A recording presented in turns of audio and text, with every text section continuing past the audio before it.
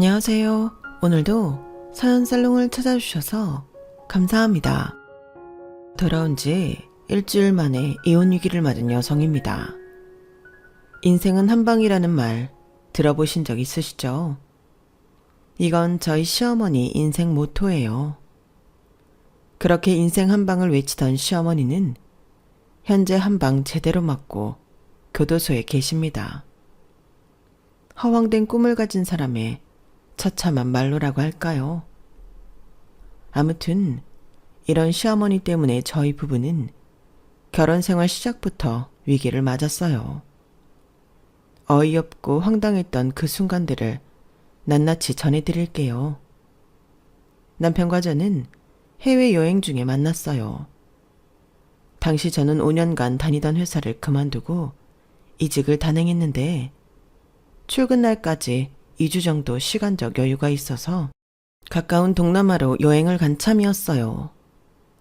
나트랑에 있는 리조트에서 3박 4일간 휴식을 취하고 근처 도시인 달라스로 떠날 예정이었죠. 달라스로 떠나기 전 체크아웃 시간부터 버스 시간까지 2시간 정도 텀이 생기는 바람에 근처 카페로 들어갔어요. 곳곳에서 한국어가 들리는 걸 보니 한국인들이 많이 찾는 카페인 것 같더라고요. 카페에 앉아 곧 가게 될 달랏 정보를 찾고 있는데 제 곁으로 고양이 한 마리가 다가왔어요. 제 무릎 위에 올라 아양을 떠는 모습이 하도 귀여워서 동영상으로 담고 있었는데 옆자리에서 한국어가 들리더라고요. 친구랑 영상통화를 하고 있는 한국인 여성이었어요. 건너편에 앉은 남자 완전 내 스타일인 거 있지? 아, 혼자 왔으면 당장 꼬시는 건데. 야, 너 그러다 니네 오빠한테 걸리면 어쩌려고 그러냐? 그냥 참아라. 야, 그 돼지는 돈밖에 가진 게 없다니까. 키도 짤뚱하고 살만 띠룩띠룩 쪄선 같이 다니기 얼마나 쪽팔린 줄 알아? 내가 돈 때문에 만나는 거지 그거 아니었으면 진작 헤어졌다. 아, 저런 남자랑 같이 다니면 여행도 할만 하겠는데. 나 그냥 저 남자한테 수작질 할까봐 옆으로 가서 공댕이 슬쩍 디밀고 성추행으로 몰아버릴까? 미친. 너 그 버릇 아직 못 버렸냐? 마음에 든다면서 왜 그런 짓을 하는 건데? 더 완전 또라이 같아. 왜긴 그래야 저 남자가 나를 영영 못 잊지. 내가 못 가질 바에야 강한 인상이라도 남기면 좋잖아. 그 말을 듣는데 기가 막혀서 말이 안 나왔어요. 저런 정신 빠진 사람들 때문에 여자들이 싸잡혀 욕을 먹는 거라는 생각을 하니까 화가 나더라고요. 그런데 그 순간 통화를 마친 여자가 자리에서 일어나 건너편에 있는 남자 곁으로 가는 거예요. 그리곤 손에 든 파우치를 일부러 떨어뜨리더니 줍는 척하면서 엉덩이를 남자 쪽으로 향하지 뭐예요. 그리고는 이내 소리를 질렀어요. 어머, 왜 남의 엉덩이를 만져요? 아니, 내가 언제 그쪽 엉덩이를 만졌다고 그럽니까? 뭔가 잘못 아신 모양인데 저는 아무 짓도 안 했어요. 그러자 여자는 손으로 자기 엉덩이를 팡팡 쳐대면서 바락바락 대들었어요. 아니 그럼 귀신이라도 와서 만졌다는 거예요? 그쪽이 만졌으니까 내가 이러는 거 아니에요. 그리고 아까부터 계속 나 쳐다보고 있었던 거 내가 모를 줄 알아요? 못 먹는 떡 만져나 보자 이거 아니냐고요.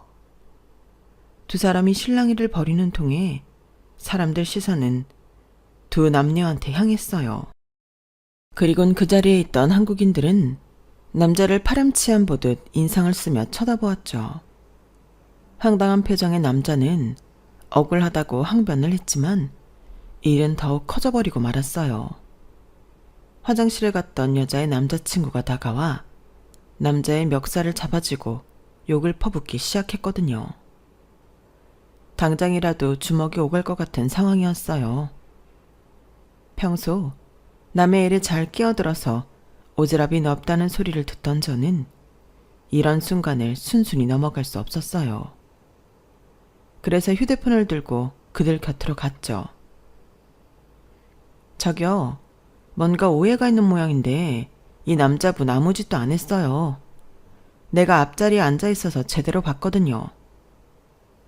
그러자 여자가 도끼 눈을 하고는 제게 소리를 치더라고요.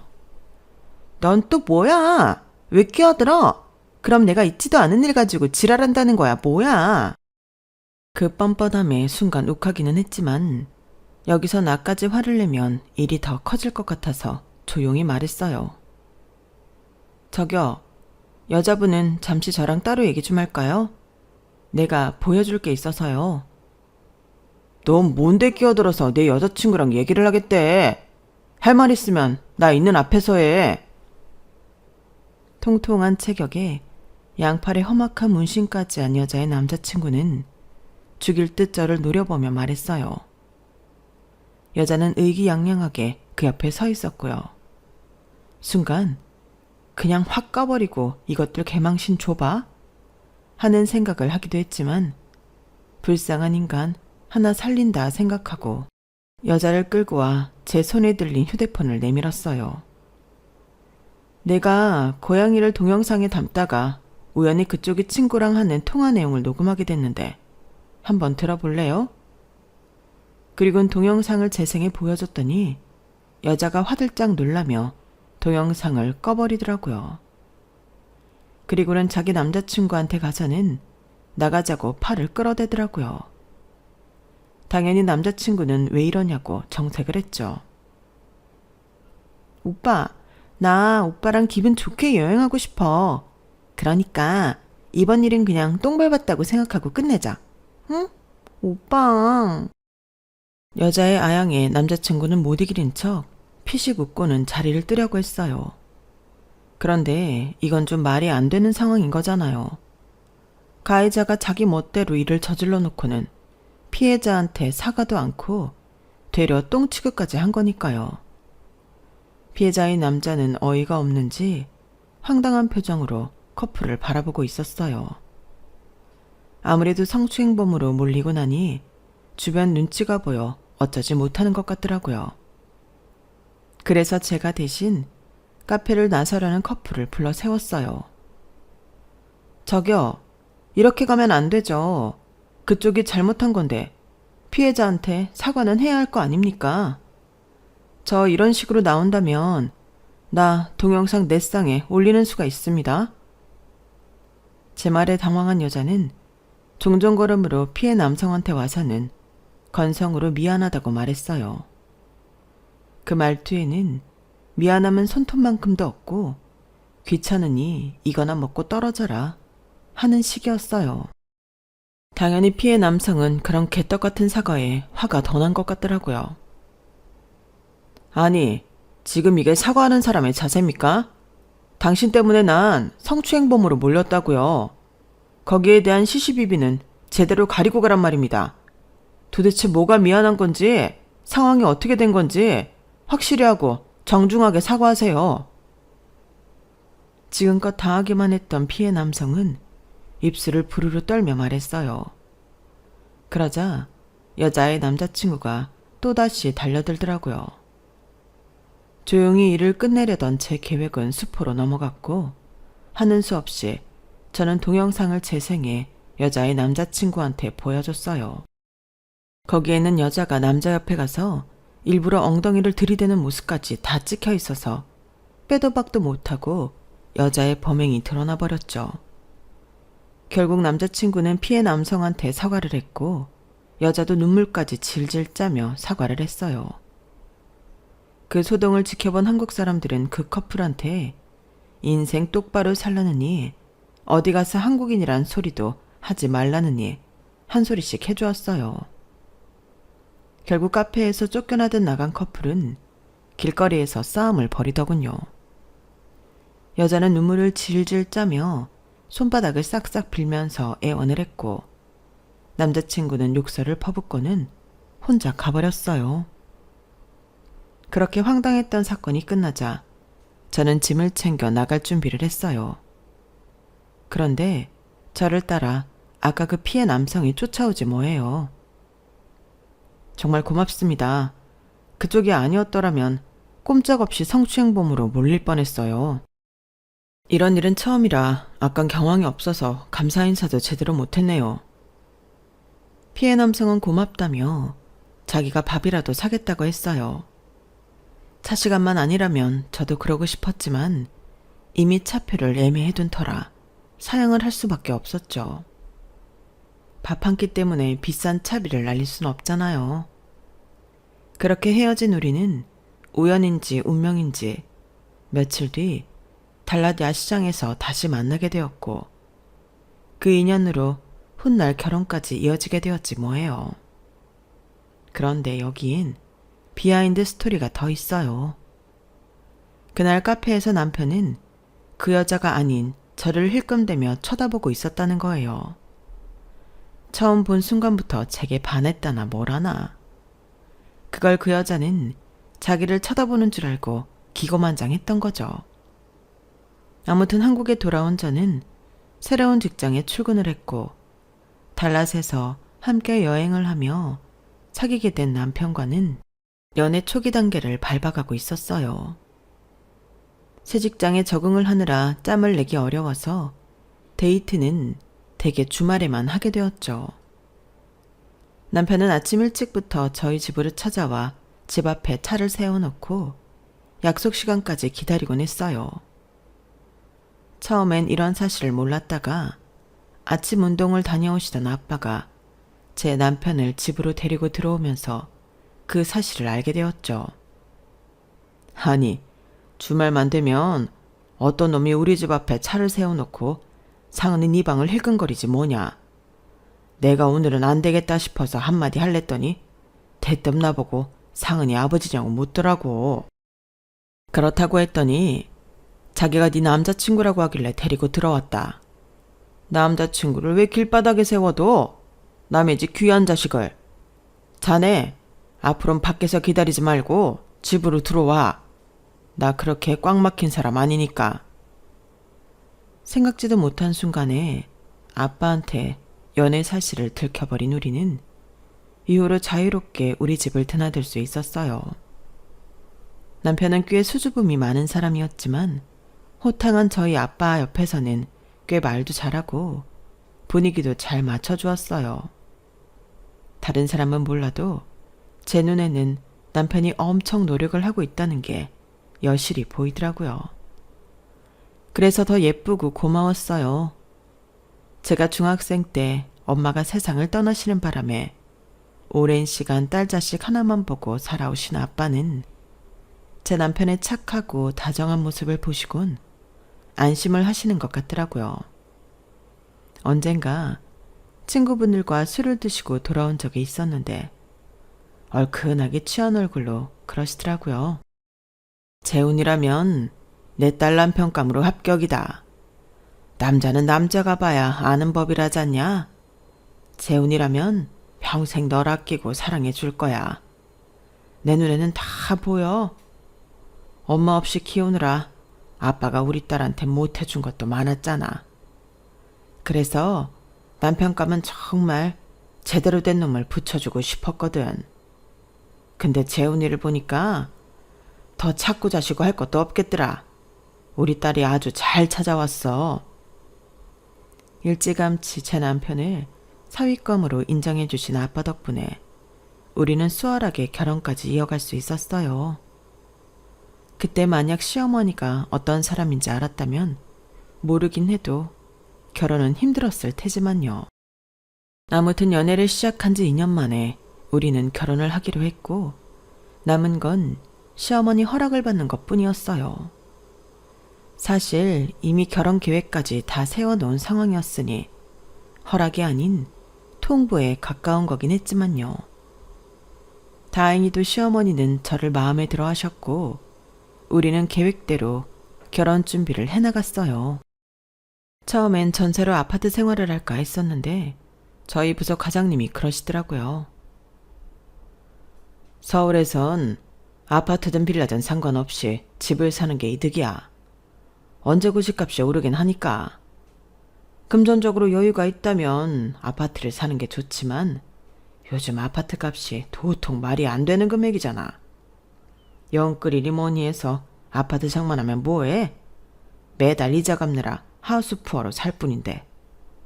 그래도 아파트를 고집하겠다면야 말릴 순 없지만 나라면 처음엔 적은 돈으로 살 수 있는 빌라를 사서 천천히 늘려가겠어. 오르는 속도가 아파트만은 못해도 그만큼 지출도 적잖아. 그 말을 듣고 보니 굳이 빚더미에 앉아가며 아파트를 고집할 필요는 없겠더라고요. 그래서 남편한테 얘기를 해봤더니 남편도 제 생각에 동의해 주었어요. 그래서 부동산을 찾아다니며 괜찮은 빌라를 찾기 시작했어요. 신축이면 좋겠지만 아무래도 신축은 가격이 높더라고요. 가급적이면 은행 도움 없이 우리 두 사람이 가지고 있는 돈으로 해결하고 싶어서 구축이지만 상태가 좋은 집으로 찾아다녔어요. 그렇게 해서 적당한 가격에 25평대 빌라를 살 수 있었어요.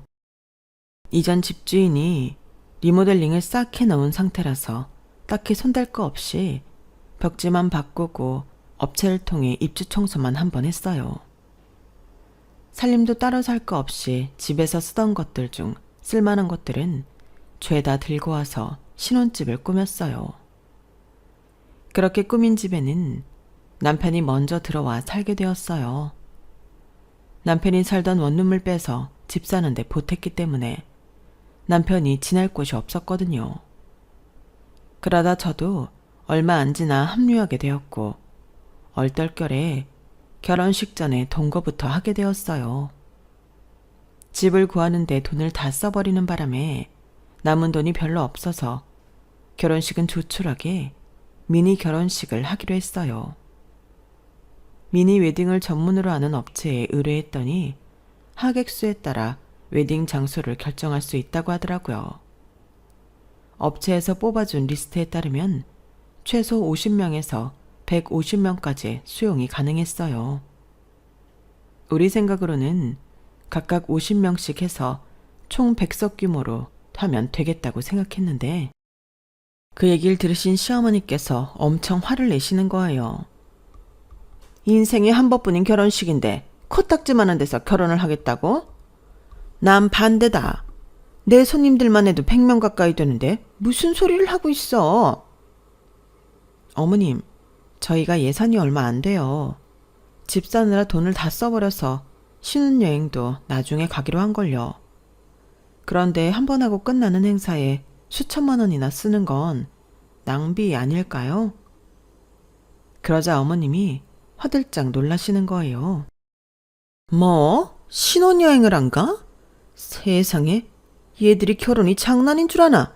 그렇게 구질구질하게 할 거 결혼은 뭐하러 해? 난 정말 동네 창피해서 내 아들 결혼한다는 소리도 못하고 다니겠다. 자존심 상해. 김 여사네 아들은 특급 호텔에서 결혼식을 한다는데 그런 사람들한테 어떻게 청첩장을 돌려? 내가 정말 니들 때문에 살 수가 없다. 어머님, 정 그러시면 어머님이 돈 좀 보태주세요. 저희는 정말 더는 돈이 없어서 그래요. 얘가 말하는 것 좀 봐. 너 나한테 돈 맡겨놨니? 웃기네 정말. 그리고 돈 빌려주고 싶어도 못 줘. 이번에 괜찮은 상품이 나와서 이달치 생활비까지 몽땅 주식에 넣어뒀거든. 어머님, 요즘 주식 상황도 안 좋은데 어쩌시라고 그러세요. 그러다 잘못되면 정말 큰일 나요. 너 지금 나 망하라고 곡하는 거니? 재수없게 왜 이래 정말. 네가 뭘 몰라서 그러는 모양인데 인생은 한 방이다. 구질구질하게 푼돈 가지고 벌벌대면서 살면 평생 그러고 살게 돼. 난 제대로 한 방 터뜨려서 말년은 호화롭게 살다가 죽을 거야. 그때 돼서 부러워하지나 마. 시어머니는 얼어 죽을 인생 한방 타령을 하시며 최소 300석 규모가 아니면 결혼식에 참석 안 하시겠다고 하셨어요. 그러니 어쩔 수 있나요? 할 수 없이 조금 더 큰 웨딩홀에서 결혼식을 올리게 되었죠. 그 바람에 대출을 받아야 하나 고민했는데 아빠가 그 돈을 대신 내주셨어요. 안 그래도 너 결혼할 때 주려고 그가 모아둔 돈이 있다. 이거 가지고 가서 예식장도 잡고 신혼여행도 가거라. 평생 기억에 남는 순간인데 돈 때문에 하고 싶은 거 못하면 얼마나 억울하니. 그러니까 가져가서 마음껏 써. 남으면 비상금으로 가지고 있고. 아빠 혼자 두고 시집을 가는 것도 죄송한데 이렇게 도움까지 받게 되니 기분이 좀 그랬어요. 그러면서 한편으론 이래서 시부모랑 친정부모가 다른 거구나 싶더라고요.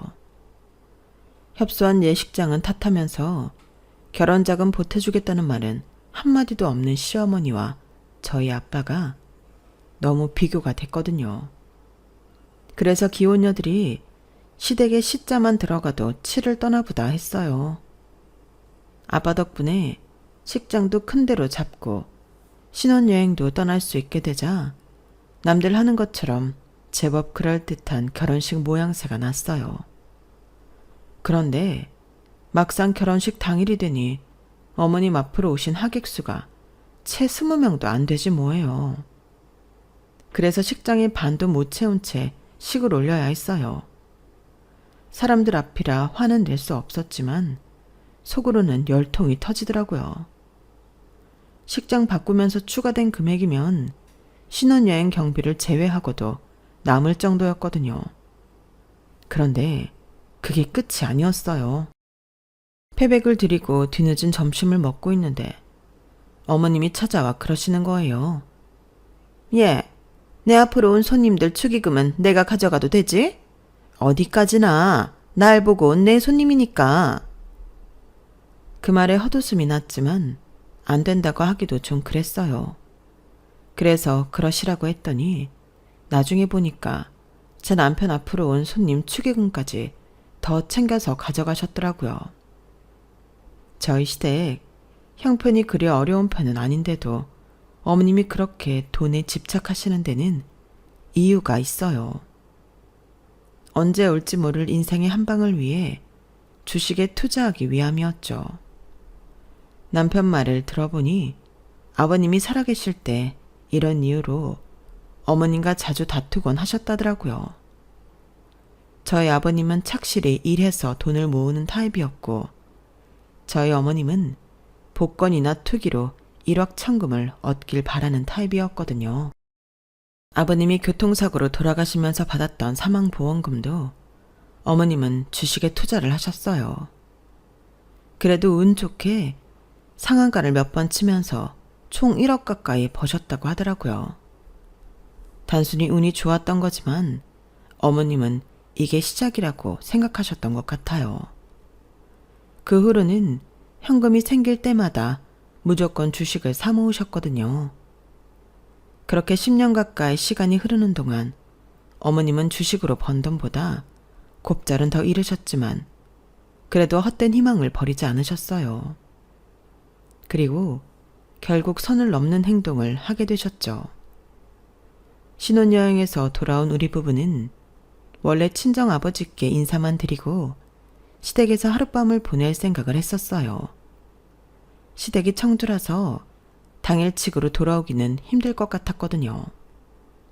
그런데 어머님이 굳이 청주까지 올 거 없다고 하시더라고요. 번거롭게 뭐하러 청주까지 오니? 마침 나도 서울에 일이 있어서 올라가려던 참이니까 서울에서 보자꾸나. 도착하는 당일은 친정아버지 댁에서 자고 와. 나는 니들 집에 가서 기다릴 테니까. 어머님도 참 그렇게 뭐 있어요. 어머님 일 보시는 동안 저희는 친정에 들러서 인사하고 집으로 갈게요. 저녁 때 저희 집으로 오세요. 저희도 없는 집에 어머님 혼자 가 계시는 게 꺼림칙해서 그렇게 말씀드렸는데 어머님이 한사코 먼저 집에 가 계시겠다는 거예요. 그러면서 현관 키 번호를 알려달라시더라고요. 몇 번의 실랑이 끝에 가르쳐 드리긴 했는데 신혼여행지에 있는 내내 신경이 쓰였어요. 아무리 자식네 집이라고는 하지만 엄연히 독립해서 사는 처지인데 함부로 집에 들어가 살림을 훑어보는 게 마음에 내키지 않았거든요. 제가 유별나다고 하시는 분들도 있겠지만 이건 어디까지나 프라이버시 침해라고 생각해요. 그 일로 남편한테 투정을 부리자 남편은 별일 아니라는 듯이 말하더라고요. 자기 참 이상하다. 이게 어떻게 별일이 아닌 거야. 우리 아빠는 내 허락 없인 내 방에도 함부로 안 들어오셨었어. 아무리 부모 자식 간이라도 지킬 건 지키고 살아야지. 프라이버시 좀 지켜달라는데 그게 과한 요구야? 과하다는 게 아니라 다른 사람도 아니고 엄마가 자식 집에 들리는데 그걸 그렇게 유난스럽게 생각하는 게 이상하다는 거지. 난 장인어른이 우리 집에 없을 때 우리 집에 가 계신다고 하면 그러라고 할 거야. 아버지가 딸 집에 오는 게 이상한 건 아니니까. 상은아, 우리 그냥 편하게 살자. 장인어른이고 시어머니고 선 긋지 말고 그냥 아버지 어머니로 생각하고 살자고. 남편은 애써 저를 설득하려고 했고 저도 신혼여행을 이런 문제로 망치기 싫어서 일단 참고 넘어가기로 했어요. 그렇게 4박 5일간의 신혼여행을 마치고 한국으로 돌아온 우리 부부는 친정으로 향했어요. 여행지에서 사온 선물을 아빠한테 드리고 같이 집 근처 식당에 가서 저녁을 먹고는 집으로 향했어요. 집안에 불이 다 꺼져 있는 게 어머님이 집에 안 계신 것 같더라고요. 그래서 전화를 드렸더니 급한 일이 있어서 청주로 바로 가셨다는 거예요. 내가 시간이 없어서 너희 집에 들릴 시간이 없었다. 무사히 잘 돌아왔으면 됐어. 얼굴은 추석 때 보면 되지. 그럼 피곤할 텐데 쉬어라. 어머님이 우리 집에 안 오셨다는 말에 은근히 다행이다 싶었어요. 그런데 캐리어를 현관에 두고 소파에 앉아 몸을 뉘었는데 뭔가 조금 이상하다는 느낌이 들었어요. 제가 약간 결벽증 같은 게 있어서 물건은 항상 같은 자리에 두곤 하거든요. 그래서 우리 집에 있는 물건들은 늘 있던 자리에 놓여 있는데 TV장 위에 놓여 있던 미니 달력이 협탁 위에 올려져 있지 뭐예요. 협탁엔 작은 스탠드를 놓아두기 때문에 불빛이 가려져서 주변엔 아무것도 안 놓거든요. 그런데 그뿐이 아니었어요. 싱크대 안에 사용한 물컵도 놓여 있더라고요. 여행 갈 때 제가 싹 청소를 하고 갔기 때문에 컵이 나와 있을 이유가 없는데 말이에요. 게다가 그 컵은 평소 저희 부부가 사용하지 않는 컵이기도 했어요. 여보, 집에 누가 들어왔었나 봐. 달력 위치도 그렇고 싱크대 안에 컵이 있는 것도 이상해. 혹시 도둑이 든 거 아닐까? 착각하는 게 아니냐고 말하던 남편은 뭔가를 보더니 아! 소리를 내며 놀라더라고요. 그러고 보니까 현관 들어올 때 실내화가 엉망으로 놓여 있었어. 자기는 밖에 나갈 때 실내화를 가지런히 놓고 나가잖아. 자기야, 잠깐만 집 밖으로 나가 있어봐. 혹시 지금 집 안에 누가 있는지도 모르니까. 남편 말에 등줄기에서 전기가 찌릿하게 이는 느낌이 들었어요. 그래서 얼른 현관 밖으로 나가 문을 열어둔 채 손에는 휴대폰을 쥐고 있었어요. 여차하면 경찰에 신고할 생각으로요. 한 손에 빗자루를 들고 집안 구석구석을 샅샅이 살피던 남편은 아무것도 없는지 저보고 들어오라고 했어요. 여독도 풀리지 않은 상태에 신경까지 썼더니 머리가 깨져나가는 것 같았어요. 그런데 그때 문득 도둑이 아니라 어머님이 왔다 가신 게 아닌가 하는 생각이 들더라고요. 달력과 컵, 실내화를 제외하면 집안 살림 중에 달라진 게 하나도 없는 것 같았거든요. 도둑이 들었다면 서랍을 열어본 흔적이나 장롱 속을 뒤진 흔적이 있어야 하잖아요. 도둑 주제에 집안을 정리하고 갔을 리 만무하니까요. 그래서 남편을 시켜 어머니께 전화를 해보라고 했어요. 처음엔 간 적 없다고 딱 잡아떼던 어머님은 남편이 경찰에 신고해 주변 CCTV를 확인하겠다고 하자 그제야 이러시는 거예요. 아, 생각해보니까 내가 오늘은 간 적이 없고 며칠 전엔 잠깐 들린 적이 있어. 그래도 아들네 집인데 어떻게 하고 사는지는 봐야 하잖니. 내가 그걸 깜빡하고 말 안 했네? 아니, 이게 말이에요, 방구예요. 한두 달이 지난 것도 아니고 불과 며칠 전에 있었던 일을 깜빡했다는 게 말이 되냐고요. 정말이지 뚜껑이 열릴 만큼 화가 났지만 그럴 기운도 없어서 입을 다물었어요. 그랬더니 남편이 오히려 더 자기 엄마한테 화를 내더라고요. 아무래도 제 눈치가 보여서 그랬던 것 같아요. 한바탕 몰아쳤던 도둑소동은 그렇게 끝이 났어요. 그런데 아직 끝난 게 아니었더라고요. 글쎄 저희 집으로 난생 처음 듣는 금융업체에서 대출 확인서라는 게 날아온 거예요. 요즘엔 이런 식으로 사기를 치는 사람들이 있나 싶어서 구겨버리려는데 거기에 저희 집 주소와 시어머니 이름이 적혀있지 뭐예요. 그래서 서류에 적힌 번호로 전화를 했어요. 그랬더니 글쎄 우리 집을 담보로 시어머니가 3천만 원이나 대출을 받았다지 뭐예요. 그게 무슨 소리예요? 우린 집을 담보로 빌려준 적이 없는데요. 본인도 아니고 시어머니가 어떻게 자식 집을 자기 마음대로 담보 삼아 대출을 받아요. 말도 안 되는 소리 하지 마세요. 그러자 업체 직원은 혀를 차며 그러는 거예요. 그건 자기 알 바 아니고 자기네는 우리 시어머니한테 부동산 문서랑 저희 부부 주민등록 등본 그리고 인감증명서 거기다 위임장까지 다 받고 대출을 진행했다고요. 대출 날짜를 물어봤더니 저희 결혼식 바로 다음 날이더라고요. 어머님께 현관키 번호를 알려드린 그날이었어요. 저희가 없는 사이 저희 집에 들어와 안방 서랍에 있던 집문서와 인감도장, 각종 서류들을 훔쳐서 이 짓을 벌인 거였어요. 지금까지 시어머니한테 쌓인 게 많았던 저는 이번 문제만큼은 그냥 못 넘어가겠더라고요. 정말이지 그 순간엔 결혼이고 나발이고 다 때려치우고 갈라서고 싶었어요. 그래서 시어머니한테 전화해 소리를 질렀어요. 어머님이 우리 집을 담보로 대출받았다면서요? 어머님, 우리한테 어떻게 이럴 수가 있어요? 어떻게 우리한테 말 한마디 없이 이런 짓까지 벌일 수가 있냐고요? 이 집이 어머님 집이에요? 우리가 집 사는데 어머님이 10원이라도 보태준 적 있어요? 없잖아요. 결혼식도 굳이 큰 데서 하라고 하셔서 1,000만 원 넘게 돈 더 깨지게 하시더니 이젠 저희 집까지 팔아먹을 셈이었냐고요. 어머님, 이거 엄연히 절도예요. 아무리 자식 집이라고 해도 어머님이 함부로 손댈 수 없는 거라고요. 저요, 더는 못 참겠어요.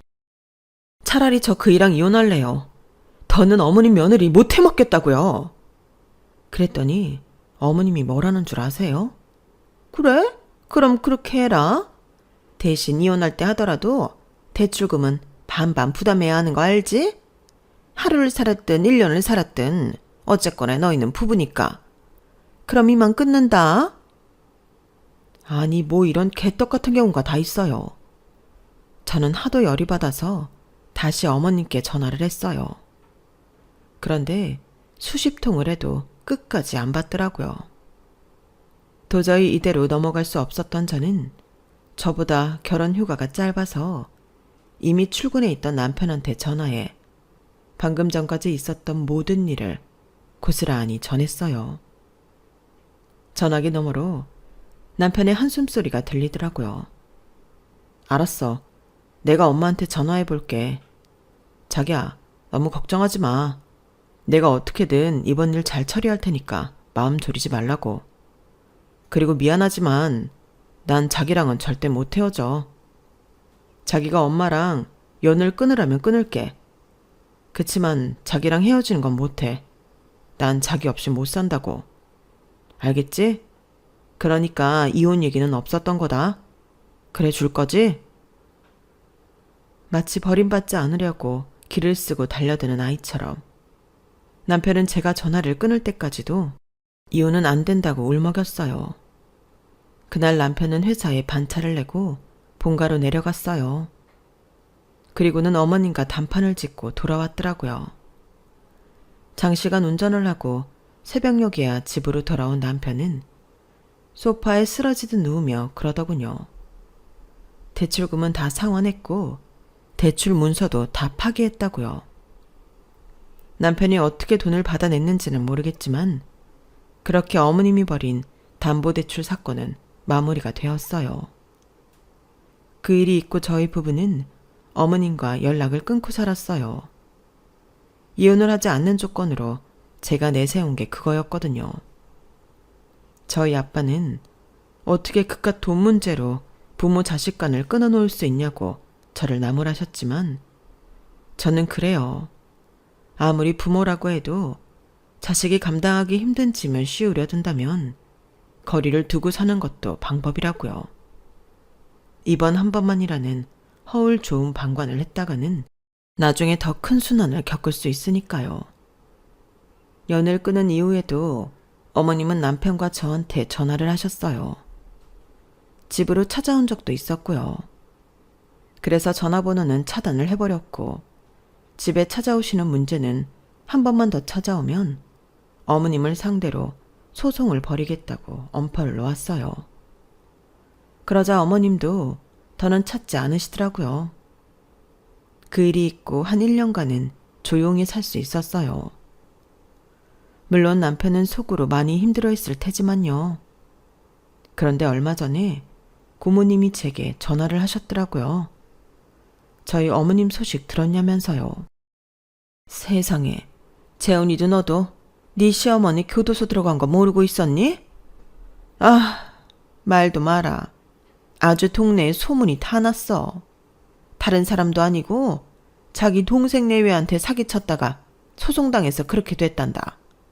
우리 오빠가 남겨준 집까지 주식으로 홀라당 날려먹고 자기 동생 집에 얹혀 살면서 그 집 돈 훔쳐다가 그 뭐냐 토톤지 뭔지 아는 도박까지 했다지 않니? 들어보니까 동생 집에 오기 전에 친정에서도 친정부모 연금까지 빼돌려서 도박을 했다던데 사람이 어떻게 이렇게 망가지니?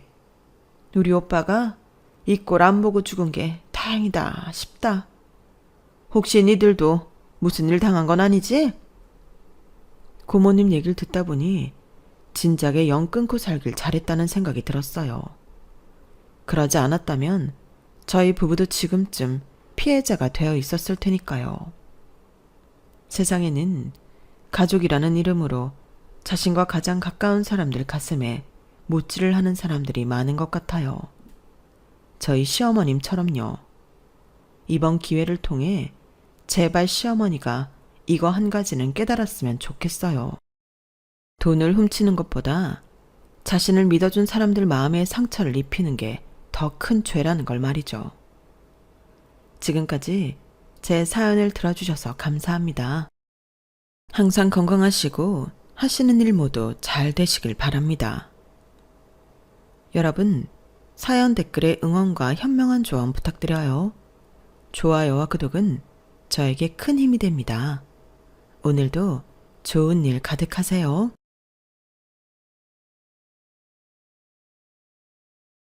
안녕하세요. 오늘도 사연 살롱을 찾아주셔서 감사합니다. 저는 경기도 분당에 살고 있는 40대 초반의 여성이에요.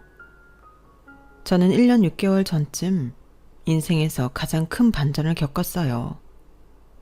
저 자신에게 그런 일이 일어날 거라고는 꿈도 꿔보지 못했어서 정말 놀랍기만 했네요.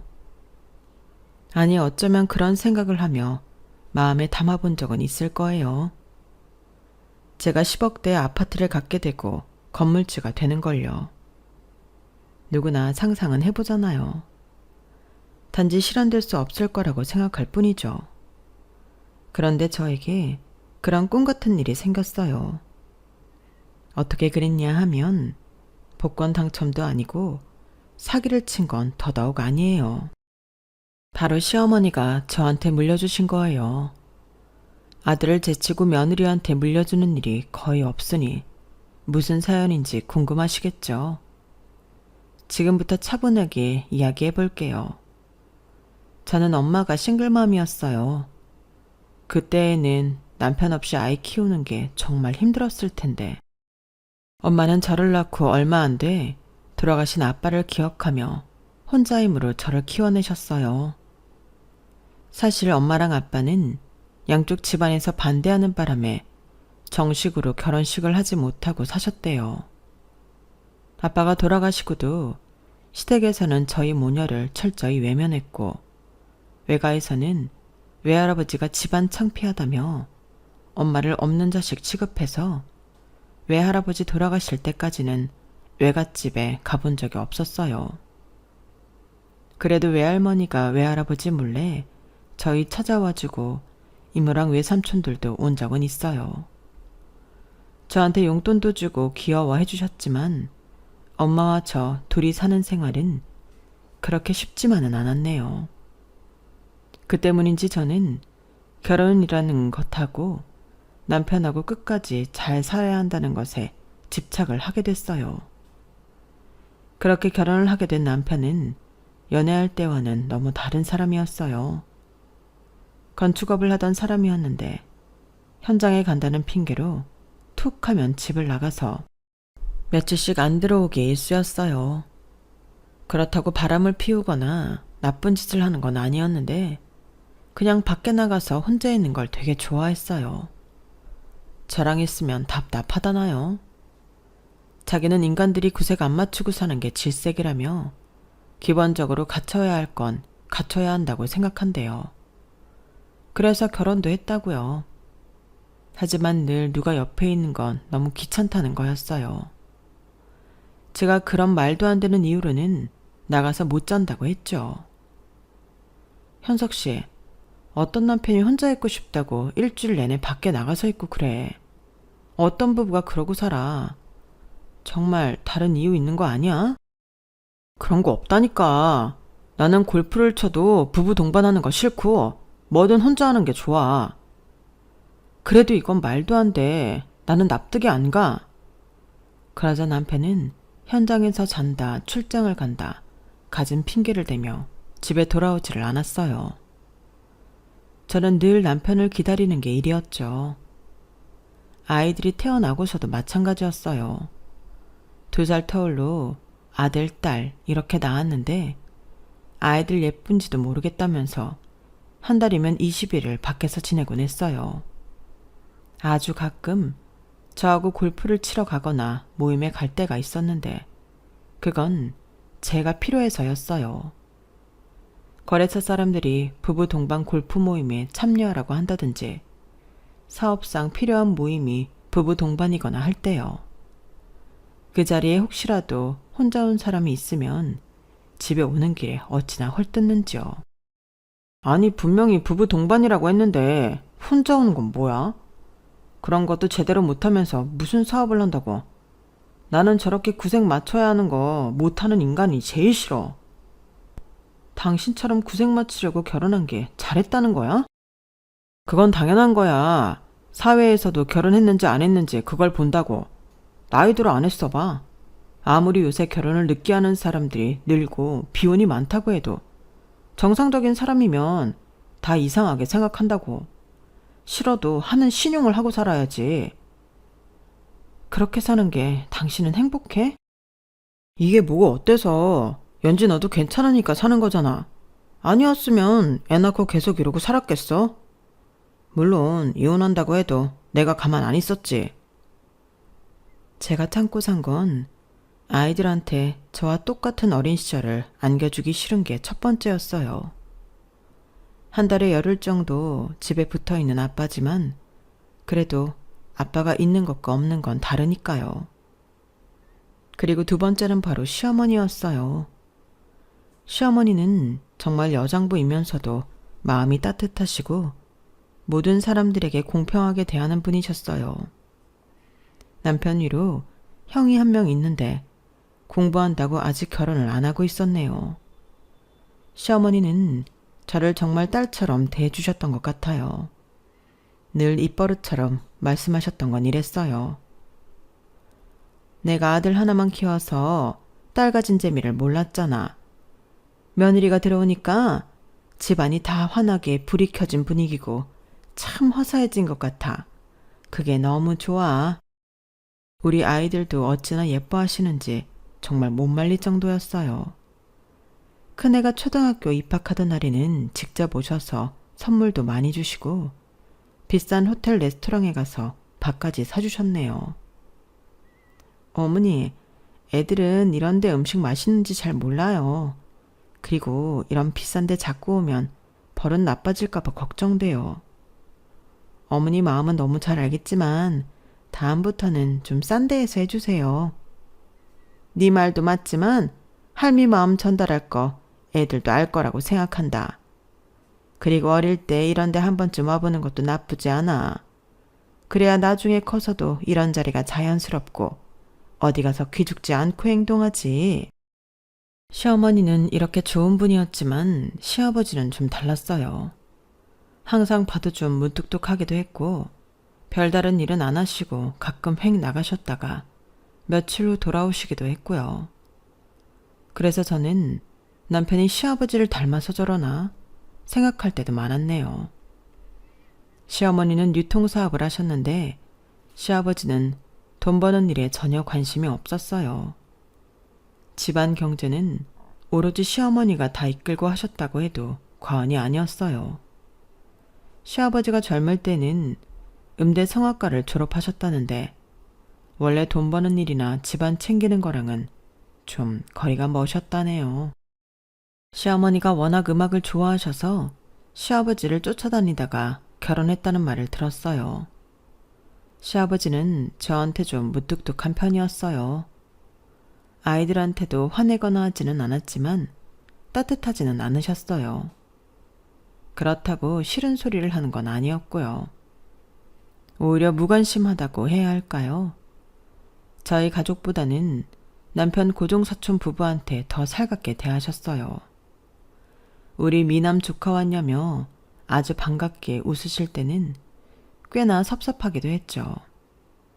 어쩌다 딸아이가 사촌 동서가 마시던 음료수를 엎지른 적이 있는데 정말 민망할 정도로 딸한테 야단을 치는 거였어요. 사촌 부부가 아이한테 괜찮다고 달래고 저한테도 미안해할 정도로요. 저는 아이가 파랗게 질려서 떠는 게 너무 속상해서 그때까지 한 번도 안 해봤던 짓을 했어요. 시아버지한테 막 대들었죠. 아버님, 너무하시네요. 어린애가 실수할 수도 있지. 그걸 갖고 이렇게 호통까지 치세요. 도련님하고 동서는 괜찮다고 하는데 왜 아버님이 이러세요? 좀 지나치신 것 같아요. 네가 애 교육을 똑바로 못 시켜놓고 되레 나보고 뭐라고 하는 거냐? 그럼 형규랑 새아가가 괜찮다고 하지 뭐라 그러겠어. 나라도 눈물 쏙 빠지게 혼쭐이라도 내야 애가 어른들한테 이런 실수 안 할 거 아니냐. 네가 뭐라고 생각하고 이렇게 눈 똑바로 뜨고 대드는 거야. 제가 뭐냐고요? 저 이 집 며느리예요. 도련님은 아버님 조카지만 저는 아버님 아들하고 결혼한 사람이잖아요. 나한테는 조카도 소중하다. 내가 소중하다는데 네가 지금 네가 더 먼저라고 나한테 강요하는 거냐? 그동안 시아버지가 아무 말 안 해서 몰랐는데 저희한테 어떤 마음을 품고 있었는지는 그때 처음 알았어요. 아들보다 조카가 소중하다는 건지 제가 마음에 안 든다는 건지 모르겠더군요. 어쨌든 저는 제 아이가 자기 친할아버지한테 모진 취급을 받는 건 너무 싫었어요. 제가 싫으면 그냥 저한테 뭐라고 하세요. 애한테 이러지 마시고요. 애가 잘못했는데 애를 야단치지 누굴 야단치냐? 너 지금 나 가르치냐? 그때 외출하셨던 시어머니가 들어오셔서 시아버지한테 한마디 하셨어요. 당신 그만해. 왜 애들한테 큰 소리를 내고 그래? 조용히 해결해도 될걸. 뭐하러 큰일을 만들어? 그러자 시아버지는 혀를 차더니 방으로 들어가 버리셨어요. 저는 그날 시아버지의 본심을 알게 된 것 같아 참 황망하고 속상하더라고요. 솔직히 꽤나 상처받았어요. 한동안 아무리 잊으려고 해도 불쑥불쑥 생각이 나서 참 힘들었죠. 그런 중에도 주기적으로 시댁에 들러 시어머니를 살피고 집안일을 하기도 하곤 했어요. 시어머니는 도우미 아주머니가 하니까 그냥 있다가 가라고 해도 제 눈에 당장 어르신들이 불편해 보이는 게 있으면 말없이 했었죠. 한 번은 갑자기 시댁에 들리고 싶은 마음이 자꾸 들어서 회사에서 퇴근하자마자 시댁에 갔었어요. 그랬더니 시어머니가 혼자 방바닥에 쓰러져 계시는 거였어요. 어머니, 어머니, 정신 좀 차려보세요. 어머니! 시아버지도 도우미 아주머니도 집에 없더라고요. 저는 얼른 119를 부르고 시아버지한테 연락을 했어요. 전화를 안 받길래 어머니가 쓰러지셨다고 병원으로 와달라고 문자를 했죠. 병원에서는 시어머니가 급선 간부전이라고 했어요. 중환자실로 옮기기는 했지만 상태가 많이 심각한 상태입니다. 합병증인 내부종도 아주 안 좋아요. 마음의 준비를 해두시는 게 좋겠습니다. 의사의 말에 처음에는 도무지 현실 같지가 않아서 그저 멍했어요. 이게 무슨 꿈인가 싶고 주변이 다 이상하게 보이더군요. 하지만 하루 이틀 시간이 지나면서 저는 정신을 차렸고 갑자기 이렇게 되신 시어머니가 안 돼서 눈물만 났어요. 시어머니가 쓰러지시고 5일이 돼서야 남편은 어슬렁어슬렁 병원에 나타났어요. 골프 친구가 자기랑 골프 내기 치러 해외로 가자고 하며 돈을 다 대줘서 거기 갔다 왔다는 거였어요. 내 남편이지만 정말 답이 없고 어찌 보면 참 남편다워서 화낼 마음도 들지 않더군요. 한동안 남편이 말이 없길래 이 인간도 자기 엄마한테 미안하기는 한가 보다 싶었는데 한참 있다가 내뱉은 첫 마디가 이거였어요. 엄마 혹시 보험 들어놓은 거 있나? 회사 문제는 어떻게 해놓으셨는지 알아? 나 회사 경영은 싫은데. 책임지는 거 딱 쥐색이란 말이야. 그냥 엄마 회사 지분만 먹고 땡쳤으면 좋겠는데 그런 거 처리는 어떻게 해놨지? 이런 일을 대비해서 미리미리 유언장 써놓지 않았을까? 당신 아는 거 있어? 그 말에 시아버지가 남편한테 퉁명스럽게 말했어요. 네가 그 회사에서 단 한 번도 일한 적 없는데 무슨 네 지분이 있냐? 내가 알기로는 그런 거 없다. 남편은 시아버지 말에 눈치를 보더니 어디론가 쓱 사라졌어요. 그리고 몇 시간 후 사촌 동서한테서 저한테 연락이 왔어요. 형님, 아주버님이 저랑 오이 그 애한테 전화해서 엄마 회사 지분 어떻게 했는지 아는 거 있냐고 꼬치꼬치 캐묻더라고요. 그이가 큰어머니 회사 다니잖아요. 옆에서 분명 보고 들은 게 있을 텐데 왜 시침이 뚝 떼고 있냐고. 그래서 그이랑 아주버님이랑 한바탕 했어요. 지금 어머님 한창 힘드실 텐데 이런 말씀이나 하시다니 정말 너무하세요. 형님 혼자 고생하는 건 보이지도 않나 봐요. 저는 전화를 끊고 병원 1층에 내려가서 남편을 찾았네요. 보니까 출입구를 지나서 있는 카페에 앉아 또 누구랑 통화를 하고 있더라고요. 저는 더는 못 참고 남편에게 가서 뭐라고 했어요. 또 누구한테 전화해? 어머니가 당신한테 지분 넘겨놨는지 아닌지 확인하는 거야? 아니, 어떻게 누워 계신 어머니 두고 이럴 수가 있어? 당신은 어머니가 돌아가시길 바라는 사람 같아. 당신 아들 맞아? 아이고, 효부 났다. 네가 내일에 웬 참견이야. 남이사 뭘 하든 말든 신경 쓰지 마. 언제는 우리가 서로 하는 일에 신경 썼어? 당신이 옆에 있어야 신경을 쓰지. 한 달이면 20일 넘게 나가 있는 사람 뭘 어떻게 알아줘? 당신은 나한테 관심 없었어도 나는 당신 관심 두고 싶었어. 야, 됐어. 네가 그렇게 싫었으면 나랑 이혼하고 갈라섰으면 되는데 이러고 사는 거 다 이유가 있을 거 아니야. 너야말로 내가 재산 물려받으면 콩고물이라도 얻어먹으려고 이러고 있는 거잖아. 안 그래? 사람들이 다 당신 같은 줄 알아? 진짜 최소한의 인간적인 면도 없구나. 이 정도일 줄은 미처 몰랐네. 후기시네. 너도 우리 엄마 재산 규모 알잖아. 지금 집 말고도 아파트가 대형 평수로 2채. 그것도 분당 동탄 위치 선정 기막히지 않냐? 거기다 서울 안에 건물도 3채야. 그거 내가 받으면 나랑 이혼해서 위자료 받으려는 거잖아. 너 진짜 인간이기를 포기했구나. 집에서 키우던 개도 너 같지는 않겠다. 최악이다, 최악. 뭐라고? 너라고? 나한테 너라고 했어? 너 말 다 했어? 소리를 버럭 지르던 남편은 사람들이 쳐다보자 자리를 박차고 나가버렸어요. 그러다 잠시 시어머니 내부종이 가라앉고 상태가 조금 나아졌어요. 여전히 말은 못하셨지만 사람은 알아보는지 저를 보고는 눈을 깜빡이시더군요. 어머니, 저예요. 어머니 며느리요. 알아보시겠어요? 어머니는 알겠다는 뜻으로 손가락으로 제 손바닥을 극적거리시고는 손을 힘없이 잡으셨어요. 저는 시어머니가 괜찮아질 수도 있을 것 같아 한 가닥 희망을 갖게 됐죠. 그렇게 이틀쯤 지났을 때 남편이 저와 시아버지 그리고 사촌 부부를 불러 이러더라고요. 내가 혹시나 해서 집에 가서 엄마 서재를 뒤져봤더니 이런 게 나오더라.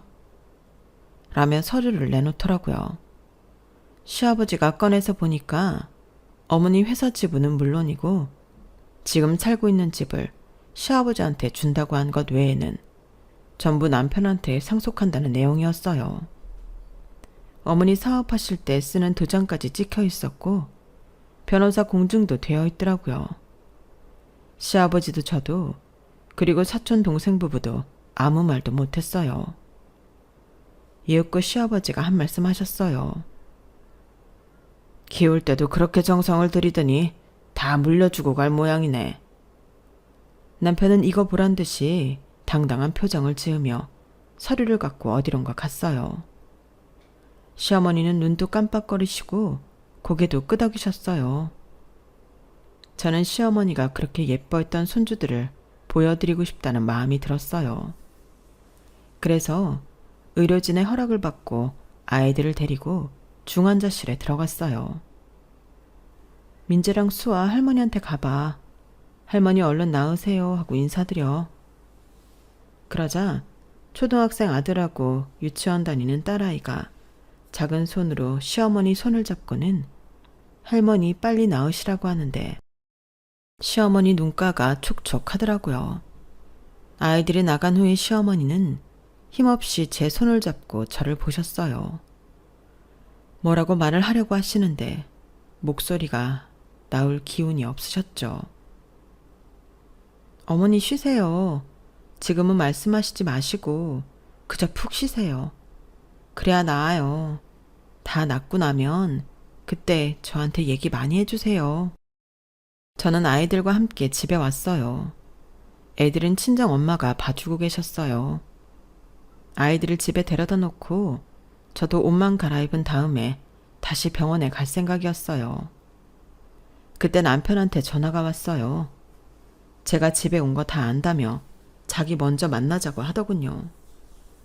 남편이 부른 곳은 개인실이 있는 일식 식당이었어요. 남편은 먼저 회를 잔뜩 시켜 먹고 있더라고요.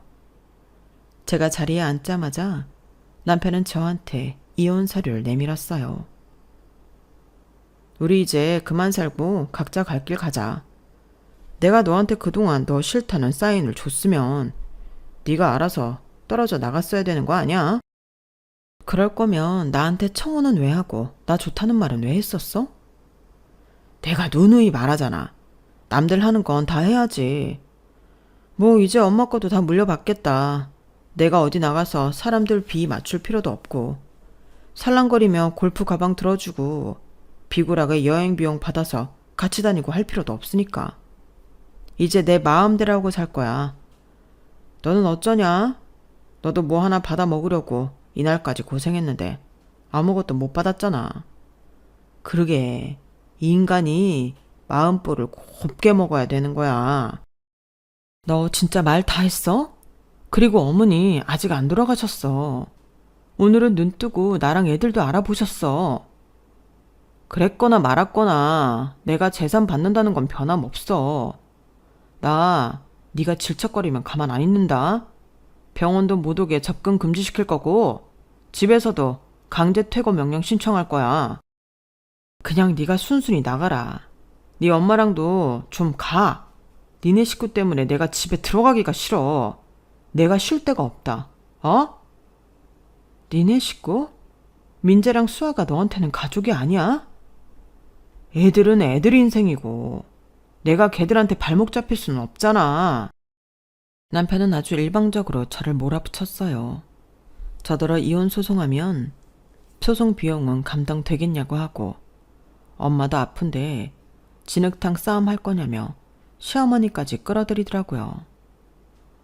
마음 같아서는 한바탕 붙고 싶었지만 때가 때이니만큼 참기로 했어요. 그리고 이제는 이혼 안 하는 거에 집착하지 말자. 좋은 가정 꾸리는 거 내 뜻대로 안 되는 거구나. 그냥 받아들이자. 이런 마음이 들었어요.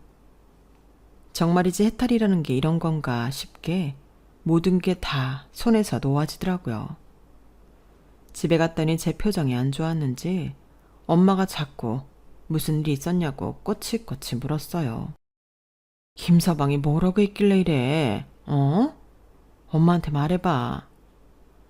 저는 어쩔 수 없이 지금껏 있었던 일을 다 털어놓고 시어머니 유산이 지금 시어머니 집 하나를 빼고는 전부 남편한테 가게 됐고 남편은 저한테 그만 살자고 했다는 얘기까지 했어요. 엄마는 기가 막혀서 어쩔 줄 몰라 하셨어요. 그런데 부엌 식탁에 앉아 그림을 그리고 있던 아들하고 딸이 이러는 거였어요. 엄마, 우리 아빠 없어도 돼. 어차피 아빠 집에도 잘 안 오잖아. 나도 아빠 무서워. 딸이 이렇게 말하자 아들도 고개를 끄덕였어요. 엄마, 나는 엄마랑 할머니만 있으면 돼. 아빠 싫어. 아빠는 나 싫어해. 어린 아이들이 지 아빠의 무관심과 냉대에 얼마나 상처를 받았으면 저럴까 싶어 저도 모르게 눈물이 나더라고요. 엄마도 마음고생 그만하고 편하게 살라고 하셨어요. 엄마가 미안하다. 내 결혼 생활이 평탄하고 우리가 보통 가정 같았으면 네가 이렇게 완전한 가정에 집착하지도 않았을 텐데 엄마 죄가 크다. 그런 말 하지 마. 다 각자 당시에 최선의 일을 한 것뿐이잖아. 저는 남편에게 뜻대로 해주겠다고 문자를 보냈어요. 마음 한 번을 정하고 나니 얼굴 보기도 싫고 최대한 마주치고 싶지 않다는 생각만 들더라고요. 며칠 후 저희는 짐을 다 챙겨서 엄마 집으로 옮겼어요. 남편은 우편으로 이혼 서류를 보냈고 저는 거기에 도장을 찍었네요. 그리고 일주일도 안 됐는데 사촌 동서한테서 연락이 왔어요. 형님, 어머님 돌아가셨어요. 빈소에 오셔요. 아니 꼭 오셔야 돼요. 그래야만 하는 이유가 있거든요. 어머님 돌아가신 거야? 일을 어째? 괜찮아지실 줄 알았는데. 근데 내가 왜 꼭 가야 되는데? 전화로 말하면 길어지니까 일단 오세요. 그러면 저랑 남편이랑 다 얘기해 드릴게요. 저는 아이들하고 친정엄마까지 전부 데리고 시어머니 빈소에 갔어요. 남편은 어디에 갔는지 보이지를 않고 사촌 동생 부부가 빈소를 지키고 있더라고요. 어머니 영정사진 앞에 서니 눈물이 왈칵 쏟아졌어요. 어머니, 임종 못 지켜서 죄송해요. 저 결국 이혼했어요. 근데 생각해보면 어머니 안 계셨으면 저 벌써 이혼했을 거예요. 저는 이 결혼을 어머니 만나려고 했나 봐요. 어머니를 알게 돼서 너무 기쁘고 좋았어요. 거기서는 이제 아프지 마시고 늘 행복하세요. 속으로 저는 이렇게 시어머니에게 마지막 인사를 드리고 나자 사촌 동생 부부는 제 손목을 잡고 어디로 끌고 가더라고요. 그 자리에는 깔끔한 중년의 신사분이 나이 지긋한 신사분과 밥을 드시고 계셨어요. 사촌 동서가 그분들께 저를 인사시켰어요. 여기 저희 형님 왔어요. 아, 네. 이런 거 장례 절차 다 끝내고 말해야 한다는 거 아는데 오늘 조문을 왔더니 저희도 생각지 못한 일이 생겨서 말이죠. 그게 뭔데요? 사촌 서방님이 설명을 했어요. 형수님, 여기 나이 지긋하신 분이 큰어머니 회사 이사님이에요. 그리고 이쪽 분은 변호사님이고요. 이사님 입회하에 변호사님 앞에서 유언장을 작성하셨대요. 변호사라고 소개받은 분이 저한테 설명을 했어요. 남편이 자기가 재산을 90%는 받았다며 빈소에 어깨 힘주고 서서 자기 친구들한테 설명하는 걸 보고 바로 어머니 육성이 담겨있는 녹음을 재생했다고 하네요. 거기에는 분당의 10억대 아파트하고 송파구에 있는 제일 큰 건물을 저한테 주신다는 내용과 동탄의 아파트와 성북구 건물은 사촌 동생한테, 그리고 어머니 사시던 집하고 그 근처에 있는 건물을 시아버지를 준다는 내용이었어요. 그게 밝혀지자 남편은 창피한 줄도 모르고 사람들 앞에서 자리에 누워 말도 안 된다며 발버둥을 쳤다네요. 급기야는 조문 오신 분들 식사하는 자리에서 의자를 집어 던지고 깽판을 치라고 해서 장례식장 경비원들한테 잡혀서 끌려 나갔다는 거였어요. 남편이 난리를 쳤다는 것도 황당하고 놀라웠지만 시어머니가 저한테 재산을 물려주셨다는 게 믿어지지 않았어요. 아니, 어떻게... 저는 그 사람하고 이혼했는데... 이혼을 하든 별거를 하든 어떤 경우가 생기더라도 꼭 며느님한테 물려주시겠다고 했습니다. 두 분이 저를 따뜻하게 보며 말씀하시더군요. 일단 두 분에게 감사하다고 인사를 드리고 어안이 벙벙해서 앉아있는데 사촌 동생 부부가 더 깜짝 놀랄 만한 이야기를 했어요. 형수님, 현석이 형이 큰어머니랑 큰아버지 자식이 아니래요. 고모가 한 분 계셨는데 그분이 아이 낳고 돌아가시고 고모부는 말없이 한국을 떠나서 자식이 없었던 큰 집에서 키웠대요. 저도 아까 엄마한테 듣고 깜짝 놀랐어요.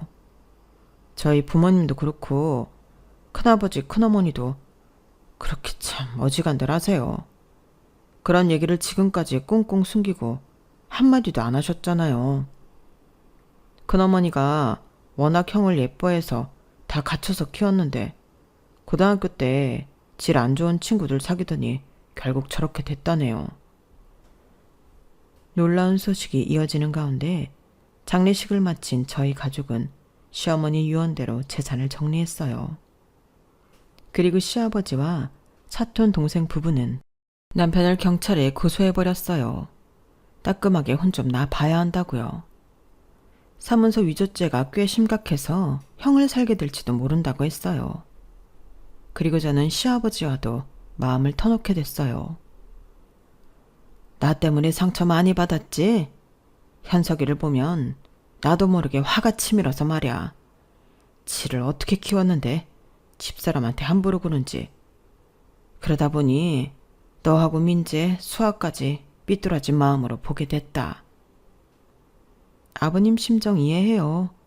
지금이라도 이렇게 말씀해 주셔서 감사해요. 그리고 저도 남편을 상대로 소송을 진행했어요. 가정생활에 소홀하고 유책 사유가 있는 사람이 거짓말을 하고 나를 협박해서 이혼 도장을 받아냈다고요. 남편은 소장을 받더니 그제야 저를 찾아왔어요. 야, 미쳤어? 네가 나를 상대로 소송을 해? 안 그래도 지금 돌겠는데 너까지 보태냐? 자업자득 아니겠어? 다 당신이 잘못해서 생긴 일이잖아. 그리고 사문서 위조는 위조고 내일은 내일이야. 이미 도장 찍었으면 그걸로 끝났고 지난 거지. 왜 물고 늘어져? 너 돈 생겼잖아. 건물 생기고 아파트 생겼는데 나한테 뭐 더 얻어내고 싶냐? 너도 사정 다 알잖아. 엄마 회사 지분은 임원들한테 다 넘어갔다는 거. 그런데도 나한테 소송을 하고 싶어? 해야겠어. 내가 너한테 무시당하고 산 세월이 억울해서라도 해야겠어. 이제라도 보상 받고 싶어. 네가 얼마나 인간 쓰레기인지 다른 사람들 입을 통해서 듣게 해줄게. 네가 여태껏 한 짓으로 네가 다 돌려받을 거야. 나 그거 똑똑히 보고 말 거야. 그러니까 각오해. 그러자 남편은 입을 딱 다물고 잠시 저를 쳐다보더니 갑자기 부드러운 목소리로 말했어요. 야, 그러지 말고 나 이 사문서 위조 좀 잘 넘어갈 수 있게 도와주라. 네가 형규랑 아버지한테 말 좀 잘해줘. 내가 전과 생기면 좋겠냐? 애들 아빠가 전과자 되는 거야. 걱정하지 마. 애들도 너 차라리 유치장 갔으면 좋겠다고 하더라. 네가 애들을 한번 안아주길 해봤니? 웃으며 인사를 해줘봤니? 애들도 알 건 다 알아. 그러니까 애들까지 끌어들일 생각하지 마. 내가 앞으로는 잘할게. 정말이야. 한 번만 도와줘. 애들한테도 잘할게. 내가 팥으로 매주 쓴다는 말을 믿지. 네 말을 믿겠니? 너한테 당한 세월이 얼만데. 지 엄마 유언장까지 유지하는 놈. 그걸 들키고도 적반하장인 너 같은 놈을 믿으라고? 너 나 우습게 봤어. 각오하고 기다려. 그러자 남편은 툭하면 전화로 저한테 잘 생각하라며 협박하고 전화를 받지 않으면 문자 폭탄을 보내고 친정집 앞에 숨어 있다가 저를 잡아서 자기 재산 내놓으라고 난리를 쳤어요. 그런 모습을 친정 엄마가 보고 놀라서 경찰에 신고한 적도 있었죠. 아이들 학교랑 유치원까지 찾아가서 자기랑 같이 가자고 하는 걸 애들이 발버둥 치고 안 간다고 울고 난리쳐서 선생님들한테 연락이 오기도 했어요. 야, 네가 진짜 미쳤지? 지 새끼들을 미끼로 이용하려고 해? 네가 인간 말종인지 알고는 있었지만 이 정도라고는 생각도 못했다. 너 내가 가만 안 둬. 이 죗값 다 받게 만들고 말 거야. 그러니까 나 위조죄 취하하게 하라고. 그리고 우리 엄마 재산 왜 다 네가 갖냐?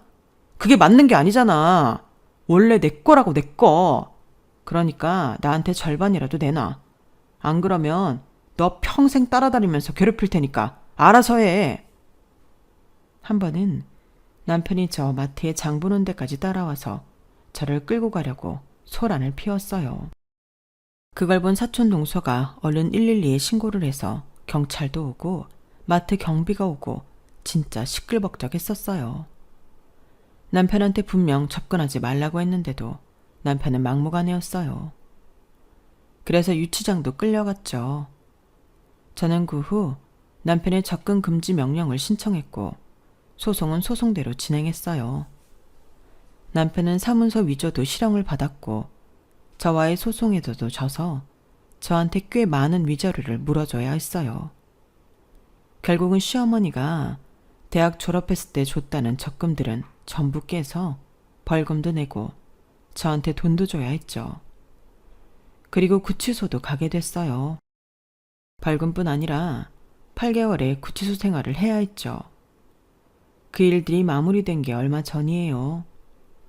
남편이 구치소에 들어가는 날 시아버지는 저에게 말했어요. 네가 현석이하고 이혼을 했더라도 우리 집 유일한 며느리는 너뿐이다. 먼저 간 집사람이 인정한 건 너잖니. 내 마음이 옹졸했던 걸 용서해다오. 저번에도 저한테 사과하셨잖아요. 괜찮아요, 아버님. 나도 현석이가 늘 미웠던 건 아니야. 어릴 적 생각하면 흐뭇하고 좋을 때도 있었어. 내 재산은 전부 민재와 수아에게 줄 거다. 그렇게 알고 있어라. 저와 시아버지는 10여 년 만에 서로의 속마음을 터놓고 허심탄회하게 이야기를 나눴어요. 정말 좋은 시간을 가졌죠. 이렇게 나를 받아줘서 고맙구나. 민재 엄마야, 나랑 긴 시간 얘기해 줄 줄은 몰랐다. 아버님도 많이 힘드셨잖아요. 저 그 마음 알 것 같아요. 이렇게 다 말하고 서로의 속사정 알고 나니 후련하다. 마음도 가볍고 이제 네 시어머니 만나도 내가 혼은 안 나지 싶다. 저희 가족은 시어머니가 남겨주신 분당 아파트에 들어가서 살게 됐어요. 남편 없이 사는데 아이들은 전보다 더 좋아하더라고요. 애들이 막 귀를 펴고 까르르 웃고 목청껏 떠드는데 그간 아이들이 지 아빠 눈치를 얼마나 봤던 건가 싶어 마음이 다 아프더군요. 남편하고 이혼도 했고 그 남편이 또 시부모님 친자식도 아니었지만 저는 시아버지한테 마지막까지 며느리로서 의리를 지키려고 해요. 싱글맘으로 살아가는 것도 생각보다는 괜찮더라고요. 저희 엄마 시대랑 지금은 또 다르니까요. 물론 힘든 일도 당연히 있지만 제가 각오했던 것보다는 괜찮은 것 같네요. 저는 앞으로 씩씩하게 살며 시아버지도 잘 돌봐드리고 아이들도 잘 키우려고 해요. 제 인생 파란만장했죠? 그런데 제가 교훈을 얻은 게 있는데요. 진심으로 사람을 대하고 진심으로 살면 어디선가 기적이 일어난다는 거예요. 정말 그렇더라고요. 제 이야기는 여기까지예요. 들어주셔서 감사드리고요. 다들 행복하세요. 여러분, 사연 댓글에 응원과 현명한 조언 부탁드려요. 좋아요와 구독은 저에게 큰 힘이 됩니다. 오늘도 좋은 일 가득하세요.